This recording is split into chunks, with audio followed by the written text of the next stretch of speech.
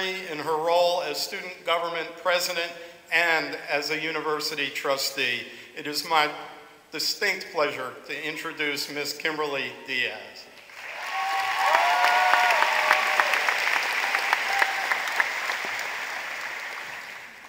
Graduates, standing here today, I wonder how many of us truly grasp the concept of this experience and how our lives are forever changed by this moment. Do we understand what today means for our future? Or are we too far conditioned by our obligations and expectations to appreciate what we have here? Should we ceremoniously check off college diploma off our list and move on and look back 20 years from now wondering why we were ever so complacent? I can't answer these questions, mainly because I stand here just as naive. All I can do is offer my opinions and the conclusions I've made. It seems that sometimes that within the bubble of higher education, our college degree is as commonplace as our $30 parking tickets. However, the actual number is 6.7%. 6.7% of the world's population boast a bachelor's degree. For those of you receiving master's today, you can imagine that that number is even lower. Now, what does that mean? Whether by fortune, means, or intelligence, are we due some form of credit? Some badge of honor that puts us among the world's elite? Maybe, maybe not. Either way, I wouldn't bring it up to your future employers. More than ever, our country and our world begs desperately for strong people. Strong enough to make life as good as we all dreamed it could be. Our parents tell us stories from their youth of civil disobedience and social change and the correspondency, complacency of our generation. But what did they expect? For most of us in this room, we experienced a world that gave us everything. We had no Great Depression, no Vietnam to rouse our interest. While the world has seen its fair share of famine, war, and injustice these past 20-something years, we watched Carson daily and rode our Razor scooters. We had no defining social movement to rally the masses. But then we got an education. We came to this university and our eyes were open to some of the realities of this world. These professors and faculty members around you shared with us their knowledge and experience, and we began to examine that which we had previously accepted without hesitation.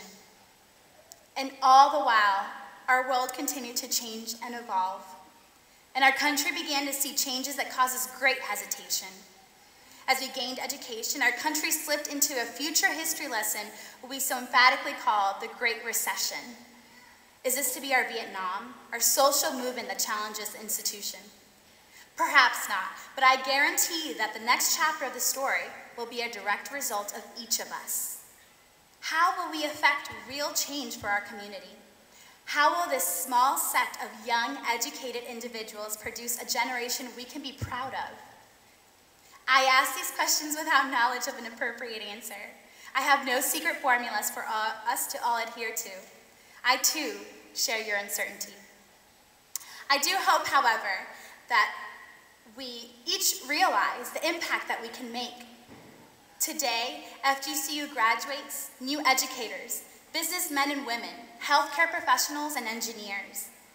But most of all, FGCU graduates leaders. Individually, the change we have the opportunity to create might not change the entire world, but as a whole, we have the power to do more than we think. Our country was not built overnight, and is still in its infancy of its development. So I encourage you to leave here today and make the world regret their underestimation of our youth. Make them revel in our achievement and admire our contribution. Now, I'm well aware that everyone here is anxious to celebrate their achievements thus far, so I'll be brief. The world faces many challenges, and it is up to us to be the catalyst for prosperity. But I think it can wait until tomorrow. So for now, leave here today and be thankful for this time. Enjoy the company of friends who have changed your life.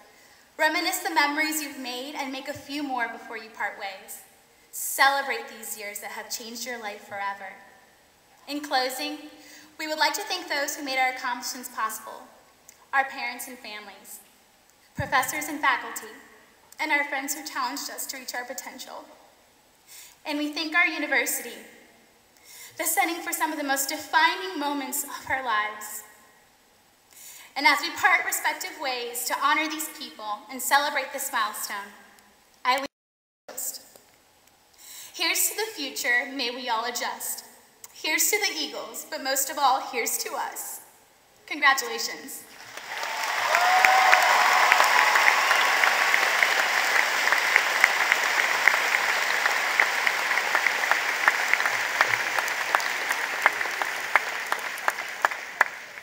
Thank you, Kimberly.